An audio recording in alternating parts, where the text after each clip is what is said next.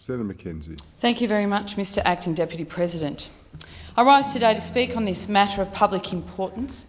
A vote for the State Coalition Government on Saturday in Victoria will deliver strong environmental policies to address climate change and safeguard natural resources in Victoria. What we have before us is proof from the Greens that they struggle to understand the far-reaching implications of imbalance that the State Coalition Government has upon Victoria. Far from ignoring climate change and not safeguarding our natural resources, the Victorian Government has progressively worked on these issues over the past 4 years. Greens and Labor do not understand that our government, with the Victorian Coalition, is committed to environmental standards that also manage to protect the small businesses and families that we're all here to protect. Since coming into office in 2010, the Victorian Government has struck a balance, ensuring that we can preserve our environment and natural resources, not damage small communities, and still stimulate business investment. And the Greens have never managed to find a policy that strikes this balance. And the support of the carbon tax is a clear indication that it cannot find a pragmatic solution to climate change or safeguard our natural resources. I've spoken many times about the effects of the carbon tax had on my constituents in Victoria, but I feel I must remind the Senate today because those opposites are clearly incapable of grasping how drastic their policies were. Electricity prices soared with the implementation of the carbon tax, and in the few short months since the Coalition removed the carbon tax, we've seen electricity prices fall by 8.9% in Victorian households and 10.7% for Victorian businesses. The Treasury has also suggested the abolition of the carbon tax will reduce costs of the Australian consumer of over $550. But let's consider the practical implications this tax had some on the typical Victorians that I represent, and I speak specifically of dairy farmers. They are significantly impacted by the carbon tax, and I've spoken several times in this place. 41% increase on their electricity costs, impacted on this industry disproportionately because of milking machinery, milk storage, processing procedures. Dairy farmers, along with any other farmers, struggled to pass their costs on to consumers, and so they bore the burden of the last government's poorly constructed environmental policy. I'd like to commend the Victorian Government, who've implemented goals that focus on uniting communities, business and local governments in addressing climate change and preserving our natural resources. Since 2011-12, the Victorian Government has invested $3.1 billion in the environment and climate change portfolio. This investment has been channelled to the management of land, forests, parks, ambitious environmental programs and fire and emergency management. The Coalition has been committed to ensure that a wide variety of environmental concerns are addressed in a multitude of ways. So don't believe the rhetoric, don't believe the hype. Senator Di Natale comes in, Senator Rice comes in, and they like to claim that the Victorian State Government is not concerned about our national parks, is not concerned about the Leadbeater's possum, is not concerned about ensuring that Victorians have a sustainable future, a healthy and sustainable future, which in of itself requires a healthy and sustainable environment. It's a no-brainer. Of course the state government is working towards that end.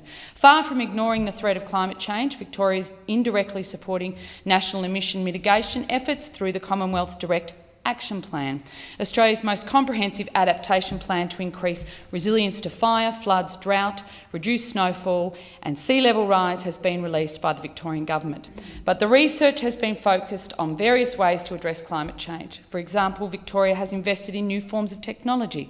The focus has been on practical action that has tangible results and delivers value for money, and to continue to invest in programs that improve sustainability outcome. Since 2010, you don't like to hear it, but please listen up. Got some good news for you.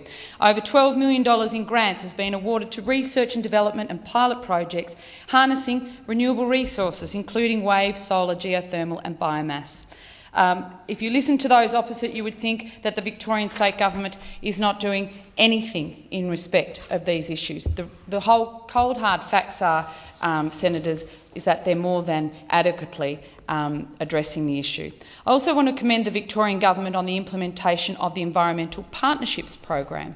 This proves more than ever that we're are a government that can find the balance. We are the side of politics that can get a triple bottom line occurring, that between community, good economic outcomes, based on sound economic principles, and ensure environmental sustainability. Because unless you have a healthy environment, sound and stable fiscal position, people and communities are not going to thrive and prosper. But if you tip that balance too far towards the environment, you're not going to ensure that communities can prosper, that families can remain healthy and safe. And Senator Rice, I see you're shaking your head. You weren't in this place for the Murray-Darling Basin conversation through you, Chair.